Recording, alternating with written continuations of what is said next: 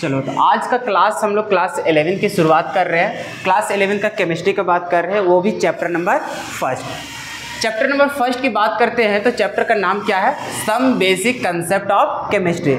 मतलब ये जो चैप्टर में हम लोग पढ़ने वाले हैं वो बेसिक टर्म्स के बारे में पढ़ेंगे जो पूरे केमिस्ट्री में हम लोग को पढ़ना है। इसकी अगर सिलेबस की बात करें तो सिलेबस देख लो, जो मेजर हम लोग को टॉपिक है जिसके बारे में हम लोग को पढ़ना है। सबसे पहला क्या पढ़ना है? मोल कंसेप्ट के बारे में। यहाँ पे बोला जाए तो ये जो चैप्टर है some basic concept of chemistry, इसको some basic concept of chemistry के नाम से नहीं जाना जाता है, ज़्यादातर किस नाम से जाना जाता है? मोल कंसेप्ट के नाम से। क्यों? क्योंकि इस चैप्टर का जो मेन हीरो है वो कौन है? मोल। कौन है? मोल। तो इसलिए इस चैप्टर को किसके नाम से जाना जाता है? मोल कंसेप्ट के नाम से जाना जाता है। तो सबसे पहले हम लोग पढ़ेंगे मोल कंसेप्ट। इसी के बेसिस पे हम लोग लगभग 4 से 5 क्लास बात करेंगे, बहुत सारा न्यूमेरिकल प्रैक्टिस करेंगे, बहुत कुछ यहाँ पे सीखेंगे। उसके बाद बात करेंगे किसका? Gram equivalent weight. इससे पहले जानेंगे इक्विवेलेंट वेट, तब हम लोग आएंगे ग्राम इक्विवेलेंट वेट के पास।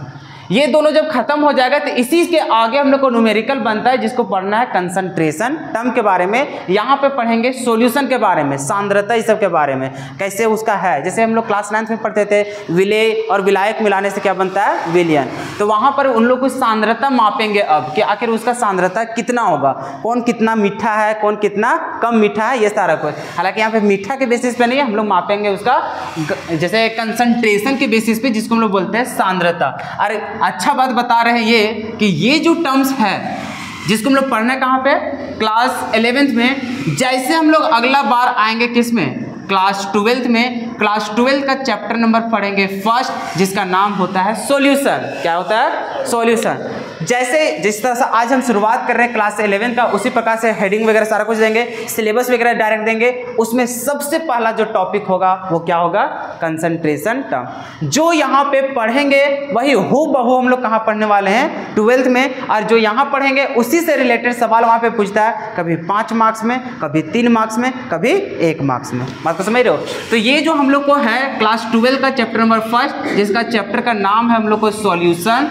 यहाँ पे विलयन के बारे में ही हम लोग को पढ़ना है। तो उस चैप्टर का पहला टॉपिक का नाम है कंसंट्रेशन टर्म। इसलिए ये जो टॉपिक है इसको बहुत ज़्यादा इंपॉर्टेंट माना जा रहा है, क्योंकि अगर यहाँ पढ़ोगे 12th में थोड़ा कम मेहनत करना पड़ेगा और वहाँ पे अच्छा तरीके से समझ जाओगे।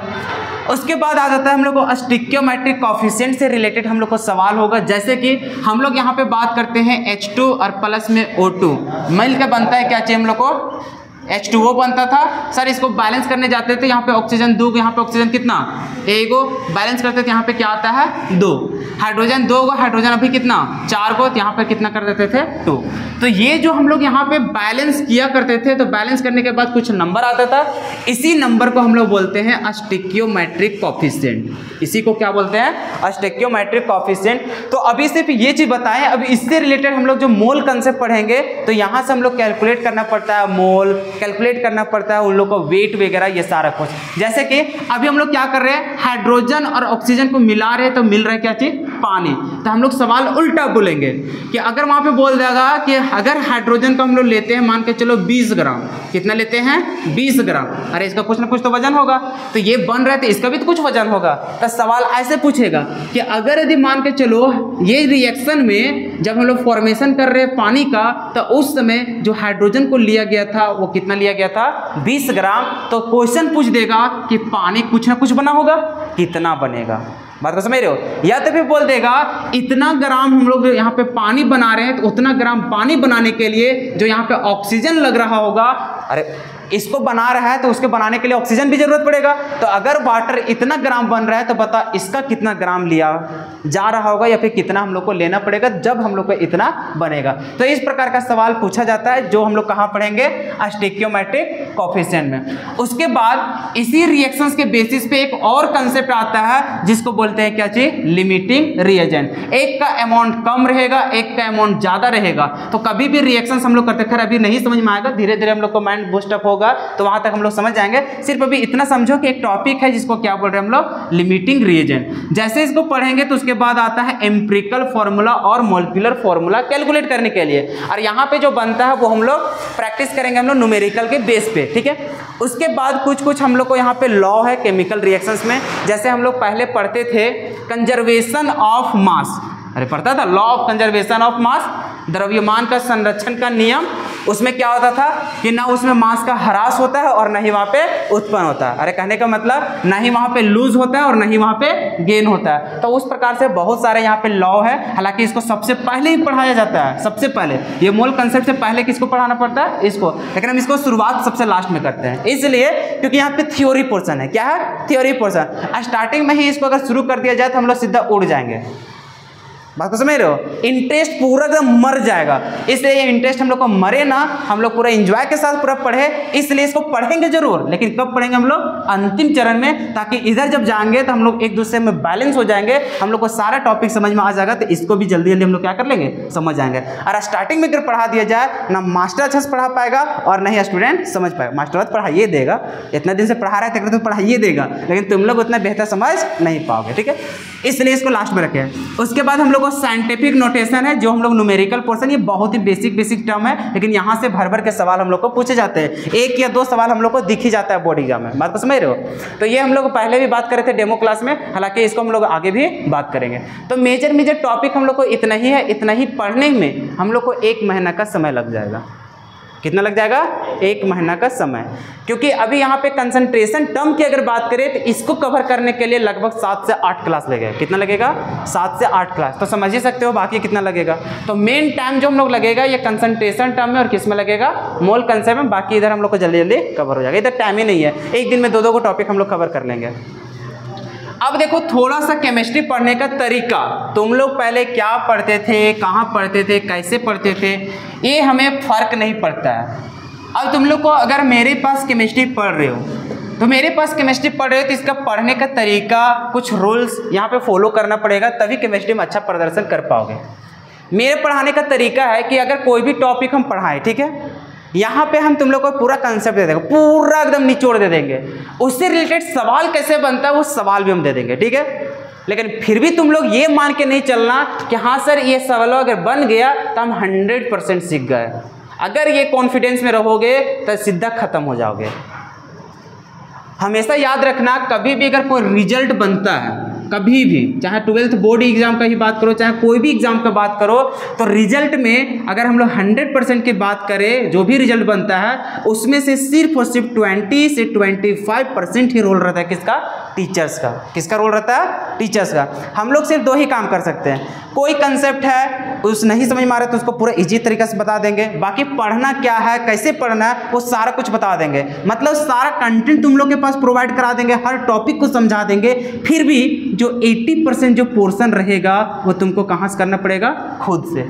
और ये खुद से तभी क्लियर होगा जब क्या डालोगे? रिवीजन। क्या डालोगे? रिवीजन। देखो पढ़ने का तरीका बस यही है कि सर आप पढ़ाइएगा, हम समझेंगे, हो गया हम लोग को तैयारी।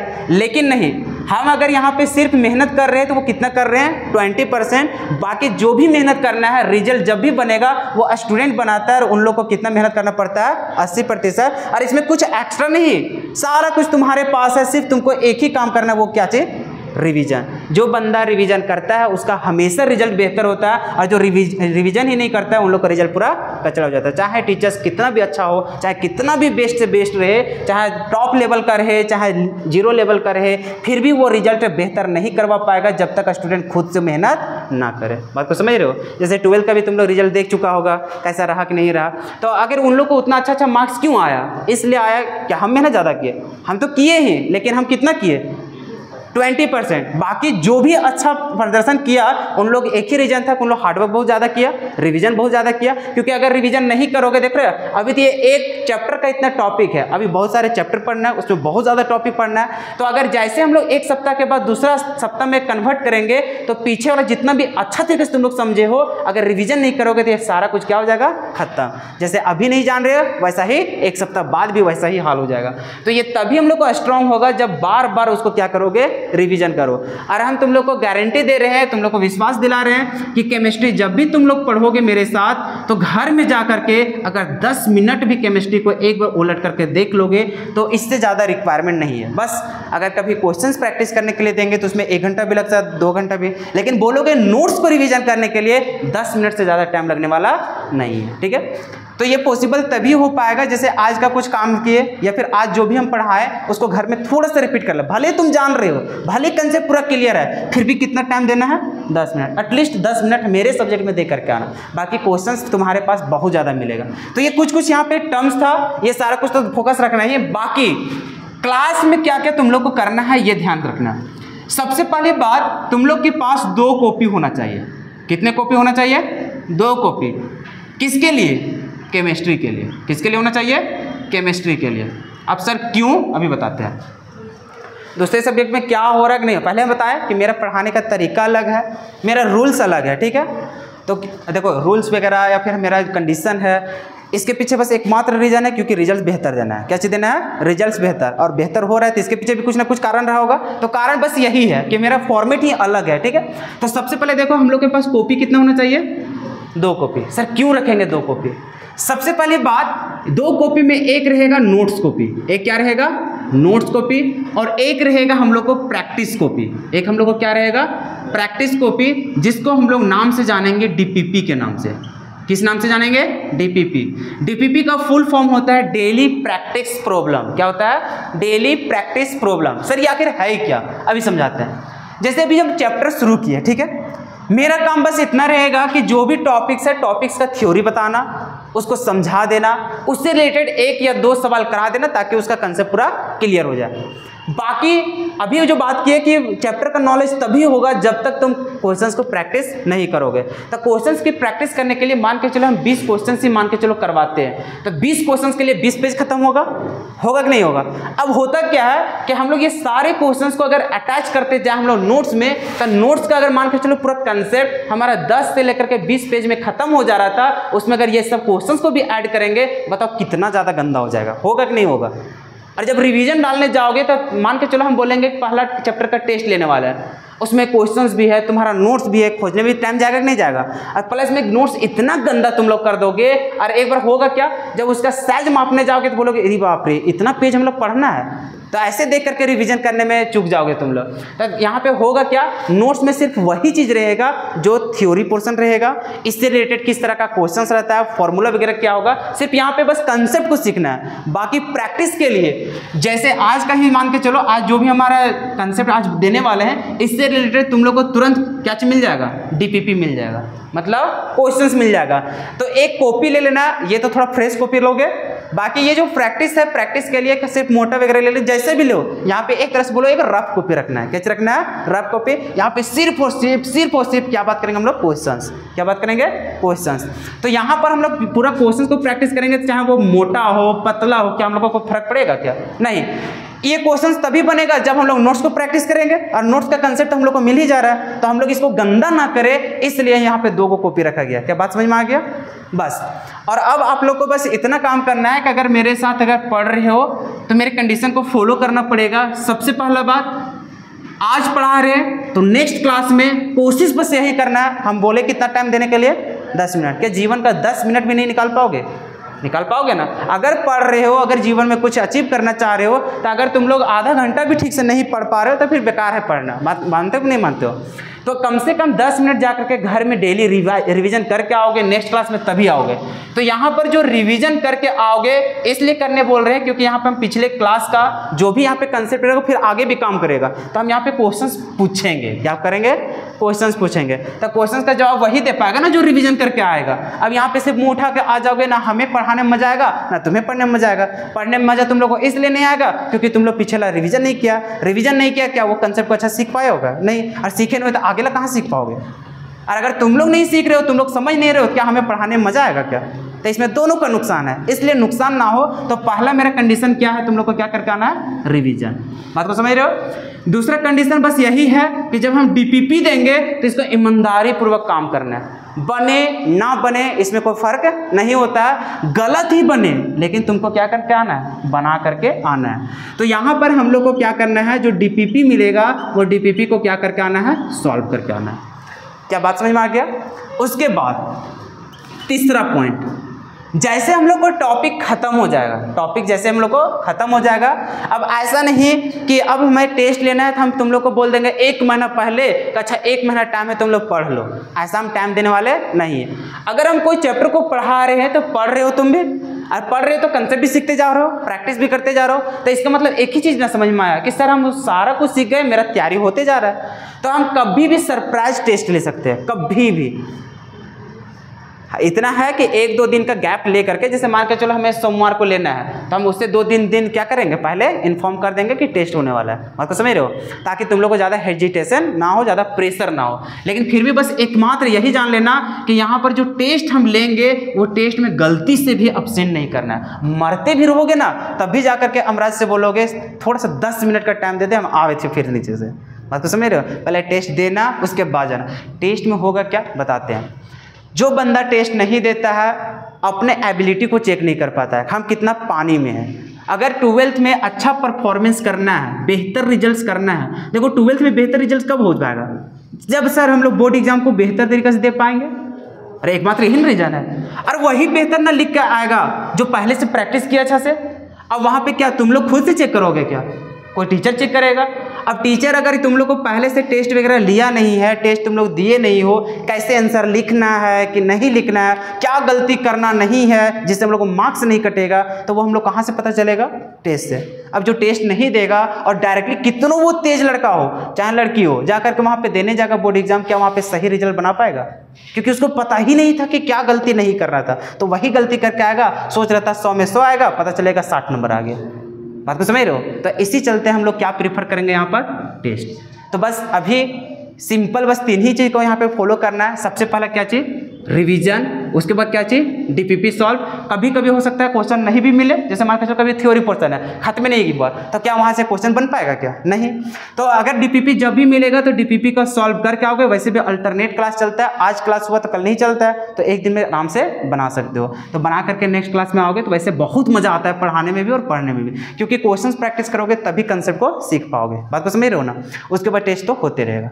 तो बस इतना ही मेरा कंडीशन है, इतना फॉलो करते हुए चले जाना। क्या इतना कर लोगे? अगर इस प्रकार से करोगे, हम अपनी तरफ से गारंटी देते हैं तुम लोग को, अगर केमिस्ट्री में सी भी नहीं आता है फिर भी तुम लोग टॉप कर जाओगे। क्योंकि हम अपने बारे में ही बताते आ रहे हैं तुम लोग को कि हमें खुद केमिस्ट्री नहीं आता था। हम पहले मैथ पढ़ा करते थे और मैथ पढ़ाया भी करते थे, लेकिन अचानक से जब हम 12th पास आउट हुए तो इंटरेस्ट जग गया किसमें? केमिस्ट्री में। इसके पीछे एकमात्र रीजन था कि पूरा मर मिटे थे किसके पीछे? केमिस्ट्री के पीछे। एकदम फुल टाइम दे दिए थे केमिस्ट्री। तो इसलिए जिसके पास ज़्यादा समय दोगे वो उतना ही तुम्हारे लिए क्या बन जाएगा? इंपॉर्टेंट बन जाएगा। तो अगर केमिस्ट्री में सिर्फ यहाँ पे फोकस होते हुए जाओगे, पूरा अच्छा से समझते जाओगे, घर में जाकर के रिवीजन करोगे और ये सब अगर फॉलो करते जाओगे तो क्या कहीं भी दिक्कत होगा क्या? अब किसी को प्रॉब्लम है सर हमें इंग्लिश में प्रॉब्लम है, हम बता देते हैं हमसे अच्छा तुम लोग का इंग्लिश होगा। बात को समझ रहे हो? तो इंग्लिश इसमें मैटर नहीं करता है, इंग्लिश सिर्फ इंग्लिश सब्जेक्ट में मैटर करता है। बाकी केमिस्ट्री हो गया, फिजिक्स हो गया, फिर तुम्हारा मैथ हो गया, इसमें इंग्लिश मायने नहीं रखता है। सिर्फ कंसेप्ट समझ में आना चाहिए। अगर कंसेप्ट सीख गए हो तो इसको लिखना कैसे है ये हम लोग का जिम्मेवारी कि कैसे लिखवाना है। बात को समझ रहे हो? तो बस ज़्यादा प्रेशर नहीं लेना। आज हम लोग का फर्स्ट क्लास है, आज से हम लोग शुरू करने जा रहे हैं क्या चीज़? Some basic concept of chemistry. क्या हम लोग को समझ में आ गया सिलेबस क्या क्या है? क्या समझ में आ गया कि हम लोग को क्या क्या रूल्स फॉलो करना है? बाकी एक चीज़ और अच्छा से यहाँ पे सुन लेना, अब्सेंट मत करना दोस्त। अब्सेंट करोगे तो फिर वो चीज़ सीख नहीं पाओगे, क्योंकि क्लास के दौरान हम लोग बहुत चीज़ एक्स्ट्रा बात कर लेते हैं। बात को समझ रहे हो? कंसेप्ट से रिलेटेड या फिर कुछ भी। और यहाँ पे तुम लोग को एकमात्र ऐसा भी मतलब फैसिलिटी हो जाता है कि सर सामने रहेंगे तो कुछ अगर नहीं भी समझ में आ रहा है तो हम डायरेक्टली पूछ भी सकते हैं। एक कंसेप्ट को 2 से 3 बार भी पूछ सकते हैं। अब मान के चलो आज अब्सेंट कर गए हो, अब हम लोग आगे का कंसेप्ट में चल गए हैं, क्या उस दिन तुम्हारा हिम्मत होगा कि वो क्वेश्चन को फिर से पूछे? सो या फिर पूछोगे तो सिर्फ हम लोग सिंपल ही, क्या उसमें और भी ज़्यादा एक्सप्लोर कर पाओगे? क्या नहीं कर पाओगे, तो उसमें हम लोग को नुकसान होता है। इसलिए कोशिश करना कभी भी क्लास में अब्सेंट नहीं करने का। हाँ, अगर कुछ वैसा इंपॉर्टेंट हो गया, काम वगैरह हो गया, या फिर हम बीमार हो गए, अगर लग रहा है कि नहीं जाने की स्थिति में है तो उस समय अब्सेंट कर लेना। बाकी समझ रहे हो ना? लेकिन कोशिश करना कि अब्सेंट नहीं करने का, नहीं तो साइंस में बहुत ज़्यादा दिक्कत हो जाएगा, बहुत ज़्यादा। बाकी तुम लोग को बता दे रहे हैं कि जिस तरह से 12th में रिजल्ट बेहतर हुआ है और होते आ रहा है, उसी प्रकार से केमिस्ट्री में तुम लोग को जरा सा भी टेंशन लेने की ज़रूरत नहीं है। और रहा बात, हम लोग जब भी चैप्टर को हम लोग ख़त्म करेंगे तो सिर्फ चैप्टर ख़त्म नहीं करेंगे। चैप्टर तभी हम लोग का ख़त्म होगा जब तक हम लोग पूरा समझ जाएंगे। बात को समझ रहे हो? चैप्टर पढ़ने का 2 तरीका होता है, एक तो सिर्फ थ्योरी वगैरह सारा कुछ बता दिया, चैप्टर खत्म, टाइम पे भी सिलेबस खत्म हो गया। तो मेरा वो मकसद नहीं होता है। मेरा चैप्टर तभी खत्म होगा जब हम लोग उस चीज़ को बारे में पूरा अच्छा से समझ गए। बात को समझ रहे हो? चाहे 1 महीना का सिलेबस हम 2 महीना में ही क्यों नहीं मतलब खत्म कर रहे हैं, लेकिन जब तक हम लोग सीखेंगे नहीं तब तक हम लोग आगे बढ़ेंगे नहीं। बात को समझ रहे हो? क्योंकि एक बार तुम समझ जाओगे तो आगे का जो चैप्टर रहेगा वो बहुत आसान होने लगेगा, लेकिन अभी नहीं समझे तो आगे भी यही हाल होगा। बात को समझ रहे हो? तो ये सब तुम लोग थोड़ा सा ध्यान रखते चले जाना। और ये कभी मत बोलना कि सर सिलेबस पीछे चल रहा है या फिर ये चल रहा है वो चल रहा है, क्योंकि पढ़ाना किसका काम है? मेरा। क्या तुम लोग को पता है कि कब सिलेबस खत्म होगा या फिर कैसे पढ़ाना है कि नहीं? वो हम लोग को पता है कि कितने टाइम में ख़त्म करना है कि कितना टाइम में ख़त्म नहीं करना है इसको। तो ये सब हम लोग के ऊपर छोड़ देना। बाकी अब हम लोग बात करते हैं सिलेबस में। अब हम लोग 11th का बात करेंगे। ये सब बस बेसिक इन्फॉर्मेशन था, क्योंकि अब हम लोग सिलेबस को स्टार्ट कर रहे हैं तो किस तरह से सर पढ़ना है, कैसे कैसे फॉलो करेंगे, इसीलिए हम थोड़ा सा इन्फॉर्मेशन दे दिए। ठीक है, बाकी कभी भी अगर कुछ किसी तरह का भी डाउट रहे मन में तुरंत पूछ लेना। अब आते हैं हम लोग बचपन में। क्या चीज लिखे हैं? मैटर। इसको क्या बोलते थे? पदार्थ। क्या बोलते थे? पदार्थ। अच्छा, ये मैटर क्या होता था? सर वैसा चीज जो स्थान घेरता हो, जिसका कुछ द्रव्यमान वगैरह हो, अरे इसी को ना बोलते थे हम लोग। तो अब यहाँ पे देखो, मैटर को भी कितने टाइप में हम लोग यहाँ पे डिवाइड किए थे? 3 टाइप में। कितना बात किए थे? 3 टाइप में। किसके किस में? सर एक था हम लोग को सॉलिड, एक क्या था हम लोग को? लिक्विड, और एक हम लोग को क्या था? गैस था। क्या यही चीज था हम लोग को? हाँ सर।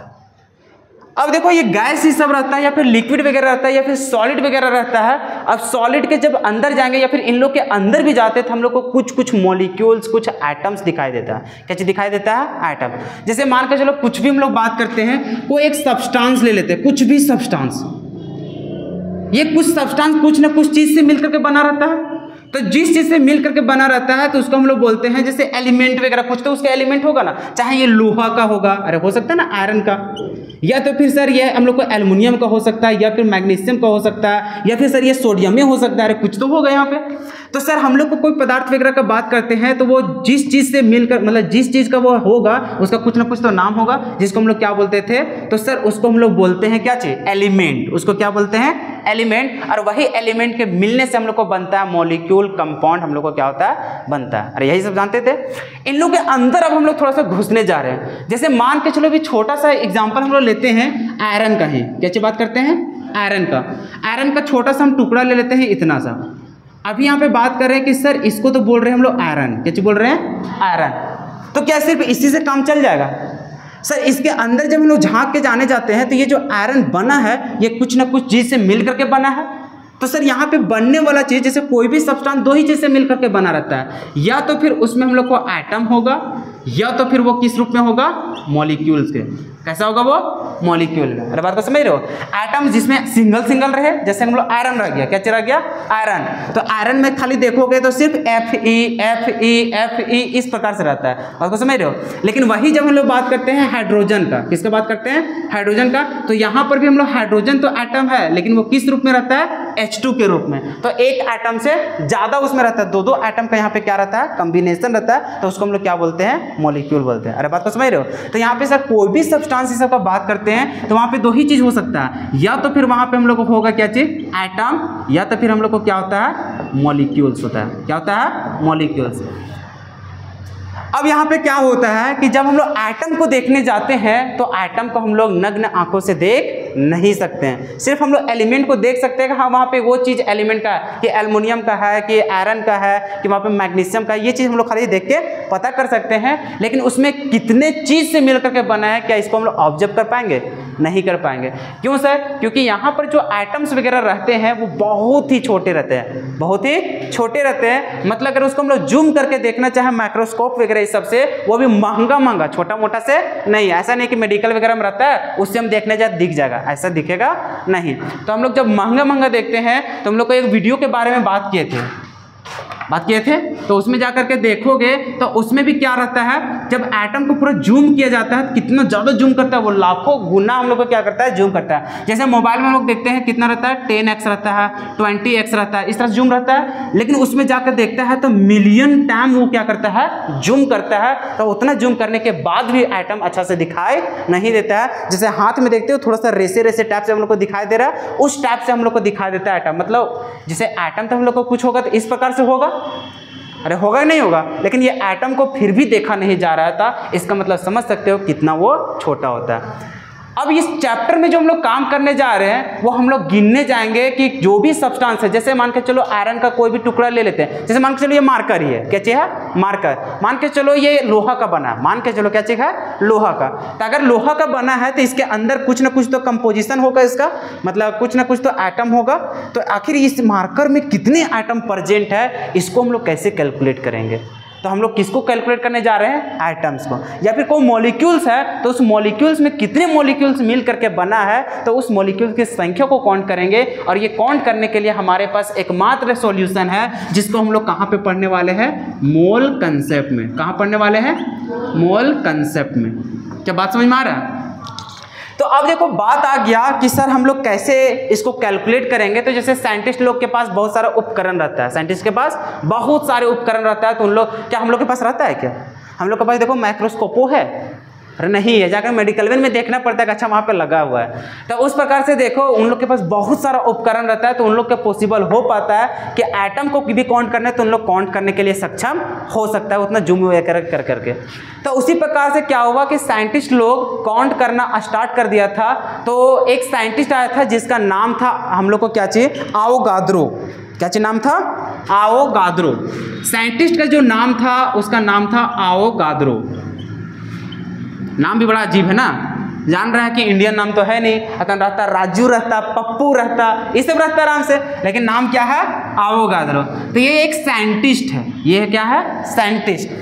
तो ये क्या किया, एटम की संख्या को काउंट करके बता दिया। एटम की संख्या को क्या किया, काउंट करके बता दिया कि कौन से, जैसे कि मान के चलो कोई भी है, ये लोहा का टुकड़ा ही है, तो इस लोहा के टुकड़ा में कितने एटम प्रेजेंट है, इसको काउंट करके कौन बता दिया, आवोगाद्रो। लेकिन समस्या ये खड़ा हो गया, हम लोग कैसे सीखेंगे या फिर हम लोग कैसे पता करेंगे। अगर हम लोग के पास इतना टुकड़ा अगर लोहा दे दिया जाए और पूछ दिया जाए बताओ इसमें कितने एटम्स की संख्या है, क्या हम लोग बता पाएंगे, नहीं सर। हम लोग को दिखेगा तब तो काउंट करे, इन लोग को दिख गया था इसलिए काउंट कर रहा था किसी तरह से, हम लोग के पास दिख ही नहीं रहा है। तो ये आवोगाद्रो जो है साइंटिस्ट, ये आया और हम लोग के लिए सॉल्यूशन दे करके चल गया कि तुम लोग भी नॉर्मल जीवन में क्या कर सकते हो, कितना इसमें एटम प्रेजेंट है या फिर कितने मॉलिक्यूल्स प्रेजेंट है, उसको कैलकुलेट कर सकते हो। उसको क्या कर सकते हो, कैलकुलेट कर सकते हो। तो जैसे हम लोग बचपन में, जैसे मान के चलो अगर हम लोग को वजन तौलने के लिए अगर कोई नहीं बता देता ये केजी के बारे में, ग्राम के बारे में, क्या जीवन में हम लोग पता कर पाते।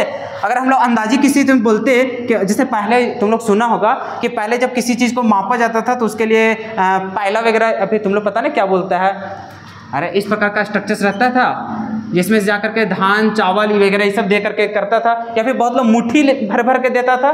तो पहले का जब मेजरमेंट रहता था जिसमें हम लोग को ये सब उपकरण नहीं था तौलने वगैरह क्या था, उस समय हम लोग को क्या था, इसी तरह से कोई बर्तन वगैरह रहता था तो उसी से क्या किया जाता था, दे दिया जाता था कि इतना बार हम दे रहे हैं तो इसका बराबर फिर उतना देना। लेकिन बता इसमें कितना वजन जा रहा है, क्या उसको पता भी चल पाता था, नहीं चल पाता था।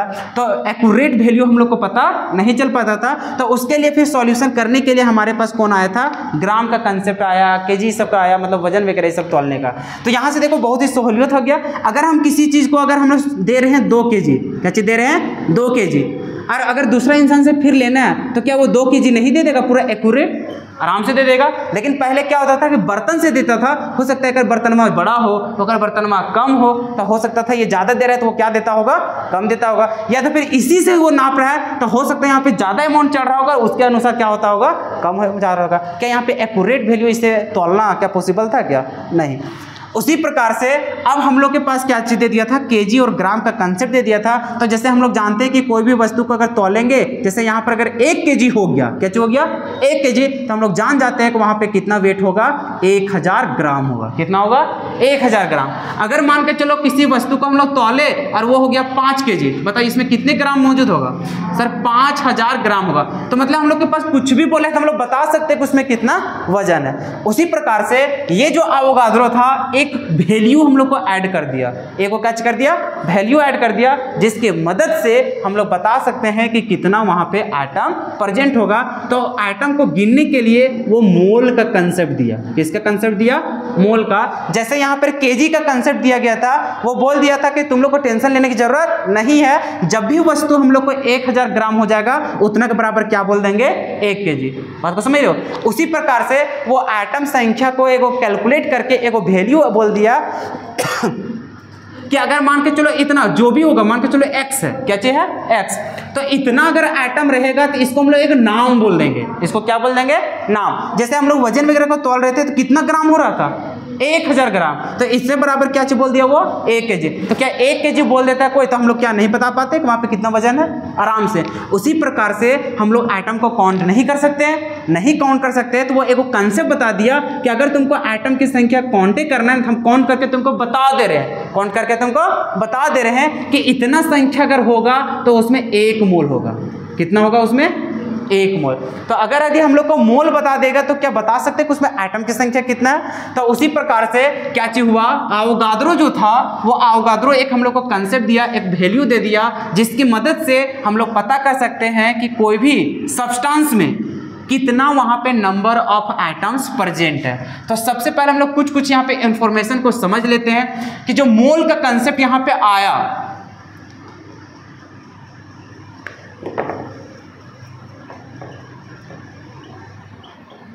साइंटिस्ट का नाम क्या था? अवोगाद्रो। ये जो साइंटिस्ट अवोगाद्रो था, ये हम लोग एक रिलेशन बता दिया। क्या रिलेशन बता दिया? कि अगर कभी भी 1 मोल की बात करें, किसका बात करें? 1 मोल का, तो 1 मोल बराबर जो होता है वो होता है 6.022 इंटू 10⁻23 इतना पार्टिकल्स होता है। अब ये जो पार्टिकल है, ये या तो फिर हम लोग को एटम हो सकता है, या तो फिर मॉलिक्यूल हो सकता है, या फिर आयंस हो सकता है। कितने चीज हो सकते हैं? 3 चीज। अगर कोई भी सब्सटेंस है वो आयनिक फॉर्म में है तो वहां पे हम लोग किसकी संख्या खोजेंगे? आयंस का। अगर कोई मॉलिक्यूल के टर्म में था तो उसमें क्या काउंट करेंगे? मॉलिक्यूल का। अगर वो हम लोग को ऐसा ही दिख रहा है हम लोग को नॉर्मली, तो वहां पे हम लोग कैलकुलेट क्या करेंगे? एटम का। मतलब हम लोग 3 ही चीज कैलकुलेट कर सकते हैं, या तो फिर वहां पे हम लोग आयंस की संख्या, या तो फिर किसकी संख्या? मॉलिक्यूल्स की संख्या, या तो फिर किसको?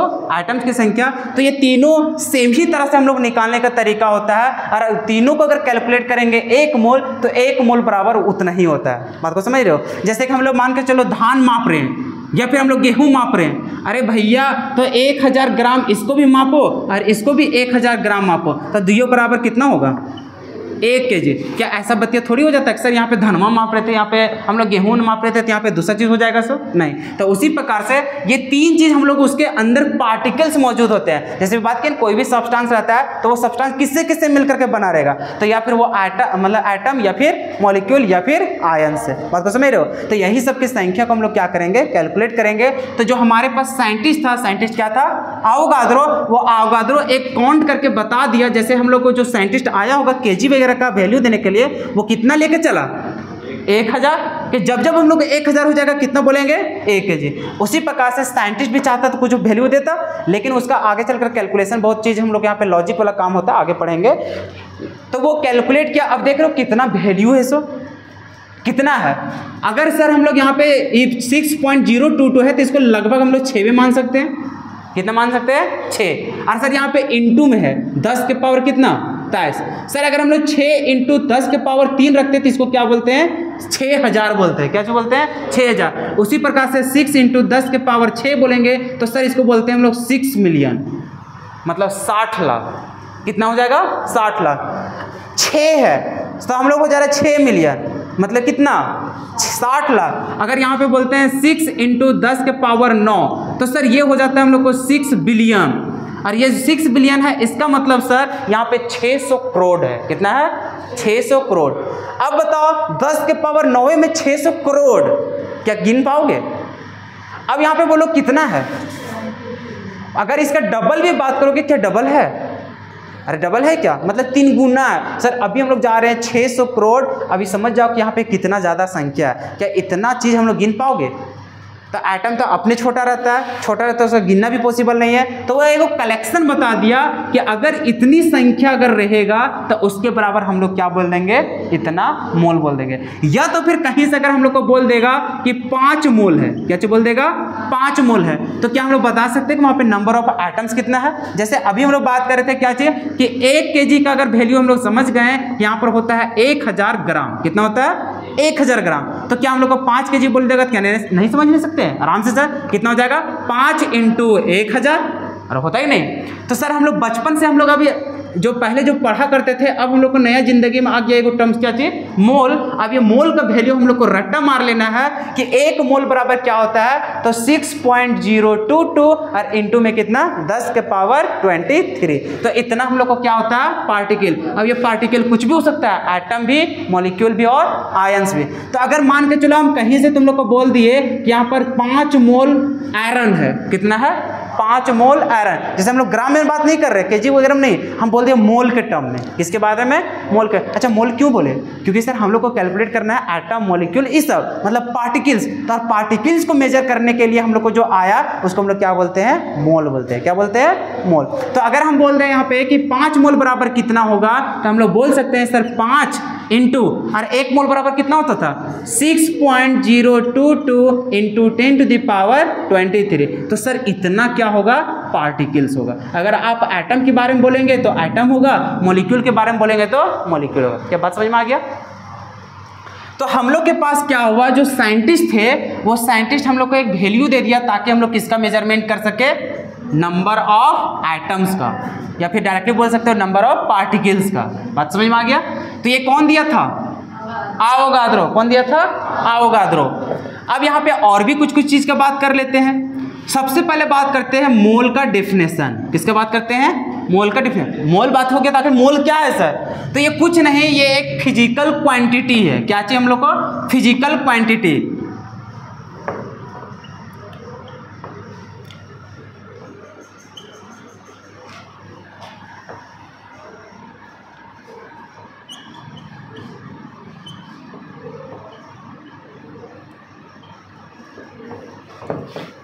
और ये जो होता है ये हम लोग को डायमेंशन लेस होता है। ये क्या होता है हम लोग को? डायमेंशन लेस होता है। डायमेंशन लेस और यूनिट लेस का मतलब क्या होता है समझो। लेस का बात जब जब बोलेगा मतलब उसमें नहीं है। क्या चीज़ है? नहीं है। तुम लोग क्लास 11 का फिजिक्स में पहला चैप्टर ही पढ़ोगे, यूनिट एंड डायमेंशन। क्या चीज लिखोगे? Unit and dimension. Unit and dimension कहने का मतलब सर हम लोग बात करते हैं फोर्स का, क्या इसका हम लोग को यूनिट होता है? क्या बोलते हैं? न्यूटन। क्या बोलते हैं? न्यूटन। सर हम लोग बात करते हैं डिस्टेंस का, या फिर सर हम लोग बात करते हैं स्पीड का। किसका बात करते हैं? स्पीड का। क्या इसका यूनिट होता है? होता है नहीं होता है? सर हम लोग बोलते हैं सर मीटर पर सेकेंड या फिर किलोमीटर पर आवर, ऐसा करके कुछ बोलते हैं। उसी प्रकार से इन लोगों को डायमेंशन भी होता है। क्या होता है? डायमेंशन, जिसको हम लोग दिखाते हैं MLT के रूप में। इस प्रकार से पढ़ोगे वहाँ पे 1 2 3 ऐसा करके आएगा। ठीक है? M बताता है मास वगैरह के लिए, वजन वगैरह के लिए, L बताता है डिस्टेंस वगैरह के लिए, T बताता है टाइम वगैरह के लिए। बात को समझ रहे हो? तो ये सब फिजिक्स का कंसेप्ट है। तो यहाँ पे डायमेंशन जो होता है वो इसके लिए हम लोग को कोई भी डायमेंशन होता नहीं है। और इसका यूनिट की अगर बात करेंगे तो मोल का यूनिट मोल ही होता है। क्या होता है? मोल का यूनिट मोल ही होता है। ये जो मोल है, ये मोल हम लोग को क्या होता है? एक फिजिकल क्वांटिटी होता है जो हम लोग को क्या बताता है, तो नंबर ऑफ एटम्स के बारे में इंफॉर्मेशन हम लोग को बताता है। बात को समझ रहे हो? तो ये कुछ नहीं सर, ये एक फिजिकल क्वांटिटी मतलब एक क्या है? वैल्यू है। एक हम लोग को क्या है? वैल्यू। बाकी कुछ चीज़ है क्या? नहीं सर। ये जो मोल है ना, मोल कुछ नहीं, एक वैल्यू है, इसलिए उसको क्या लिखा गया है? Physical quantity. कोई दिक्कत है क्या? अब यहाँ पे धीरे धीरे समझते जाना। आवोगाद्रो आया था, आवोगाद्रो एक कंसेप्ट दिया था। क्या बताया था कि 1 मोल बराबर क्या होता है? इतना पार्टिकल्स होता है। अब ये जो पार्टिकल्स होता है, ये पार्टिकल्स तीनों में से कुछ भी हो सकता है। क्या क्या? या तो फिर हम लोग को एटम्स हो सकते हैं, या फिर क्या हो सकते हैं? मॉलिक्यूल्स हो सकते हैं, या तो फिर हम लोग को क्या हो सकते हैं? आयंस हो सकते हैं। क्या धस गया? क्या ये सारा कुछ समझ में आ गया? अब हम लोग को बात आ रहा है कि सर अभी भी हम लोग को चाहिए क्या चाहिए, पार्टिकल्स की संख्या। क्या चाहिए, पार्टिकल्स की संख्या। क्योंकि सर हम लोग का मेन मकसद था यही कि मान के सर यहाँ पे कुछ भी किसी चीज का भी टुकड़ा दे दिया, इसमें जान रहे कुछ ना कुछ चीज से मिल करके बना है, और कितना संख्या मिल करके बना है, इसी को हम लोग क्या करना चाह रहे थे, कैलकुलेट करना। क्या चाह रहे थे, कैलकुलेट करना। तो सर इसी को कैलकुलेट करने के लिए हमारे पास एक साइंटिस्ट आया था जिसका नाम क्या था, आवोगाद्रो। तो ये जो आवोगाद्रो था वो एक वैल्यू, एक रिलेशन दे दिया था कि 1 मोल बराबर इतना हम लोग को क्या होता है, पार्टिकल्स होता है, चाहे एटम बोलो, मॉलिक्यूल बोलो या फिर आयंस बोलो। लेकिन सर अभी भी हम लोग कहाँ कैलकुलेट कर पाए कि कितना एटम होगा। तो अभी सबसे पहले सर हम लोग ये चीज में खाली समझे कि अगर हम लोग को वैल्यू दे दे मोल, तो मोल बराबर हम लोग निकाल सकते हैं कितना पार्टिकल्स होगा। लेकिन सवालवा यही है ना सर कि ये जो मोल था, ये मोल हम लोग कैसे कैलकुलेट करेंगे। हम लोग जान पा रहे हैं क्या कि मोल कैसे निकालेंगे। जैसे हम लोग कोई भी सब्सटेंस, जैसे ये टुकड़ा दिए थे, इसका हम लोग क्या क्या पता कर सकते हैं सर, कहीं तोलेंगे तो वजन पता चलेगा। क्या पता चलेगा, वजन। क्या आज तक जीवन में पढ़े थे मोल के बारे में कि सर इसका कितना मोल होगा। तो सर सवालवा यही है ना कि ये साइंटिस्ट आ भी गया था तो कोई बात नहीं, ये सिर्फ हम लोग को बताया था रिलेशन कि 1 मोल बराबर कितना होता है, इतना पार्टिकल्स होता है। लेकिन सवाल तो यही होता है सर, ये रिलेशन समझ गए कि 5 मोल बोलेगा तब वो बता देंगे कितना पार्टिकल है, 10 मोल बोलेगा तब भी बता। सवाल ये है कि ये मोल आखिर आया तो कहां से आया, या फिर इसको हम लोग कैलकुलेट कैसे करेंगे। आखिर उसका वैल्यू तो जानना पड़ेगा ना। जैसे हम लोग को केजी वगैरह बोल दिया था कि 1 केजी बराबर 1000 ग्राम होगा, लेकिन हम लोग एटलीस्ट इसके बारे में जान तो गए थे ना, इसको तोलेंगे तो इस तरह से होगा। सर अब सवाल आ गया कि मोल को हम लोग निकालेंगे कैसे। तो इसी मोल को निकालने के लिए अब हम लोग 4 फॉर्मूला पढ़ेंगे। क्या देखेंगे, 4 गो फॉर्मूला। और इससे पहले हम लोग कुछ और भी छोटा छोटा चीज का बात कर लेंगे, उसके बाद हम लोग मोल में कदम रखेंगे। और मोल में जैसे कदम रखेंगे वही टॉपिक को बोलते हैं मोल कंसेप्ट। क्या बोलते हैं, मोल कंसेप्ट। और वहां से न्यूमेरिकल बनना स्टार्ट होगा। तो अभी सबसे पहले जो हम लोग बात करेंगे वो बात करेंगे एटॉमिक मास का। किसका बात करेंगे, एटॉमिक मास। बचपन में तुम लोग देखा होगा कि जैसे मान के चलो हम बात करते हैं सोडियम। क्या बात करते हैं, सोडियम। सर इन लोग का रिप्रेजेंटेशन देखते थे, यहाँ पे लिखा रहता था 11 और इधर रहता था 23। ये यहाँ भी रह सकता है, यहाँ भी रह सकता है, ठीक है। सर यहाँ पे देखते थे ये कहलाता था एटॉमिक मास, जिसको हम लोग जेड से दिखाते थे। ऊपर रहता था एटॉमिक मास, मतलब ये रहता था एटॉमिक नंबर जिसको बोलते थे जेड, ऊपर रहता था एटॉमिक मास जिसको बोलते थे ए से। क्लियर है। अभी बात कर रहे हैं क्या चीज, एटॉमिक मास। बता नीचे होगा ऊपर वाला, ऊपर वाला। अगर एटॉमिक मास बात कर रहे हैं किसके लिए, सोडियम के लिए, तो कितना बोलोगे, 23। लेकिन 23 तो क्या, अरे 23 तो 23 क्या। तो हम लोग यहाँ पे था सर कि जब मास की बात कर रहे थे तो ये उसका क्या है, मास। क्या चाहिए, मास, उसका वजन है। लेकिन यहाँ पर जो लिया करते थे इसका कुछ ना कुछ तो यूनिट होगा। ये इतना केजी होता था कि इतना ग्राम होता था, कि इतना मिलीग्राम होता था, कि क्या होता था। क्या यूनिट किसी को पता है। सर हम लोग ये तो जान गए थे सर कि इसका मास है तो कितना होता है, इतना होता है। जैसे भी बात करेंगे नियॉन, उसका कितना होता है, 20 होता है। बोलेंगे मैग्नीशियम, उसका कितना होता है, 24 होता है। तो आखिर मास होता है तो मास को किसी चीज़ में तो यूनिट होता होगा ना, ग्राम में कि केजी में, क्या चुम होता था। तो सर पहले हम लोग पढ़ते थे एटॉमिक मास यूनिट में। किसमें पढ़ते थे, एटॉमिक मास यूनिट, जिसको लिखा रहता था यू से। किससे दिखाते थे, यू से। अब ये आखिर यू क्या है, कि इसके बारे में हम लोग जानते थे क्या, नहीं। लेकिन फिर भी अभी तक हम लोग पढ़ रहे थे किसके बारे में, यू के बारे में।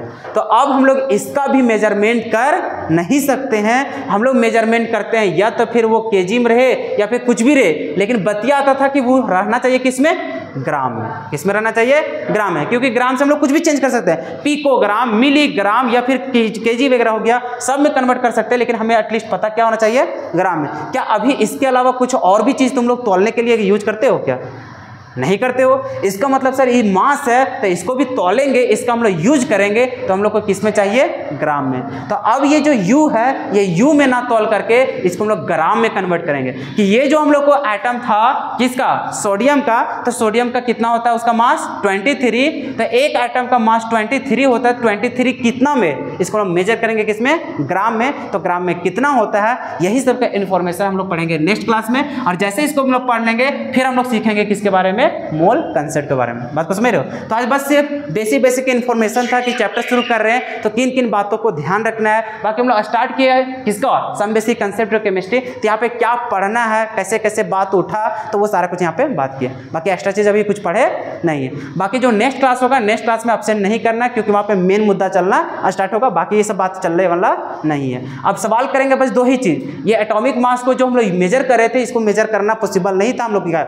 इसमें माप सकते थे क्या? नहीं। इसको कन्वर्ट करेंगे किसमें? ग्राम में। और जब ये सब हो जाएगा उसके बाद अभी भी एक सवाल छुपा हुआ है, सर बतिया आ गया इसमें, मोल जानेंगे तभी तो एटम निकाल पाएंगे। तो अब मोल कैसे निकालेंगे? तो निकालने के लिए हम लोग को एटॉमिक मास की सबको जरूरत पड़ेगा। तो पहले इसके बारे में पढ़ लेंगे, उसके बाद वहां कदम रखेंगे। तो नेक्स्ट क्लास में पूरा मोल कंसेप्ट के कंसेप्ट हम लोग सीख जाएंगे। बात को समझ रहे हो? तो उम्मीद करते हैं नेक्स्ट क्लास में आओगे, एब्सेंट नहीं करोगे। एब्सेंट करोगे तो अपना नुकसान सहोगे, ठीक है। बाकी ये सब जितना कुछ अभी लिखा है इसको लिख लो। और बाकी इसको जो हेडिंग है ये सिर्फ हम लोग डाल कर रखते हैं ना, क्या चीज? Atomic mass. नेक्स्ट क्लास में बता देना कि एटॉमिक मास हम लोग को शुरू करना है, ठीक है। मिलते हैं फिर हम लोग नेक्स्ट क्लास में।